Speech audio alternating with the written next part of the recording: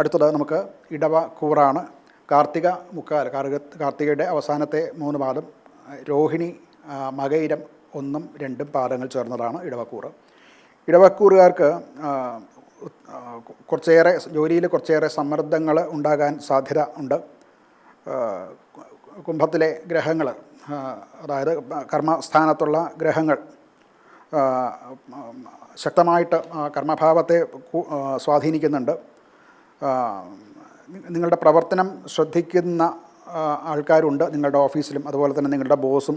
അതുകൊണ്ട് അത് അവരുടെ സംശയങ്ങൾ നീങ്ങത്തക്ക വിധത്തിൽ ശ്രദ്ധയോടുകൂടി പ്രവർത്തനം നടത്തേണ്ടതാണ്.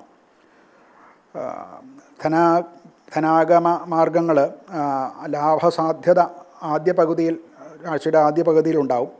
എന്നാൽ ഒരു 26-ാം തീയതിക്ക് ശേഷം ശുക്രൻ്റെ മാറ്റത്തോടുകൂടി അത് കുറച്ച് കുറയുകയും ഒക്കെ ചെയ്യും. അതുകൊണ്ട് ഇൻവെസ്റ്റ്മെൻറ്റും മറ്റുമൊക്കെ പിന്നീട് 26-ന് ശേഷമുള്ള ധനം, ഇൻവെസ്റ്റ്മെൻറ്റ് മറ്റ് കാര്യങ്ങളുമൊക്കെ ശ്രദ്ധിച്ച് ചെയ്യേണ്ടതാണ്. അല്ലെങ്കിൽ നഷ്ടങ്ങൾ ഭാവിയിലേക്ക് സംഭവിക്കാൻ സാധ്യതയുണ്ട്. മാനസികമായിട്ടുള്ള ക്ഷീണം അനുഭവപ്പെടും.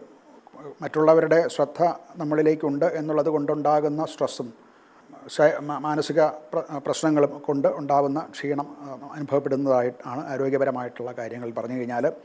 കുടുംബത്തിൽ വളരെ കുറച്ച് സമയം മാത്രമേ നമുക്ക് ചിലവഴിക്കാൻ സാധിക്കുന്നുള്ളൂ എന്നുള്ളത് കൊണ്ട് പല അശാന്തി വളരെ ശ്രദ്ധിക്കേണ്ടിയിരിക്കുന്നു. പരിഹാരമായിട്ട് നവഗ്രഹ ക്ഷേത്രത്തിൽ ദർശനം നടത്തുക. പ്രത്യേകിച്ച്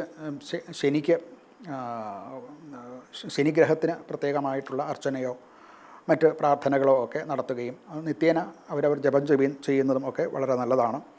ശിവക്ഷേത്ര ദർശനവും ഉത്തമമാണ്.